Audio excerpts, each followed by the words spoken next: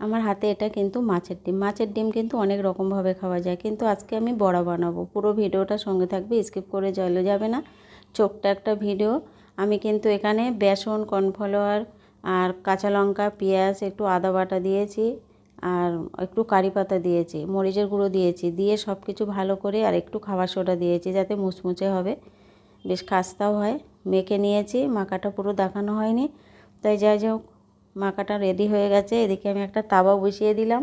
তাওয়ার মধ্যে কিন্তু আমি সর্ষের তেল ব্যবহার করেছি। এখানে কিন্তু সাদা তেল দিয়ে ভাজলে কিন্তু অত খেতে ভালো হয় না, সর্ষের তেল দিয়ে এটা কিন্তু ভাজতে হবে।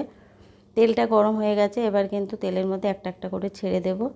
আর এখানে কিন্তু কারি পাতাটা দিলে কিন্তু খেতে বেশ সুন্দর হয়। আর মরিচের গুঁড়ো অবশ্যই এখানে মরিচের গুঁড়ো দিতে হবে, তা নাহলে কিন্তু একটা আস্তে আস্তে গন্ধ বেরোবে। এটা কিন্তু সন্ধ্যাবেলা টিফিনেও খেতে বেশ লাগে যদি কারি পাতার মরিচের গুঁড়ো দেওয়া থাকে।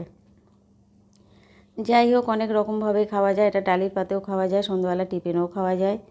আর কেউ যদি মনে করো না এটা আমি সবজি দিয়ে কি আলু দিয়ে রান্না করব, সেটাও করতে পারো, আমরাও করি। কেমন হয়েছে বন্ধুরা কমেন্টে জানাবে, ভালো লাগলে লাইক কমেন্ট শেয়ার করে দেবে। মুচমুচে হয়েছে ভাজাটা।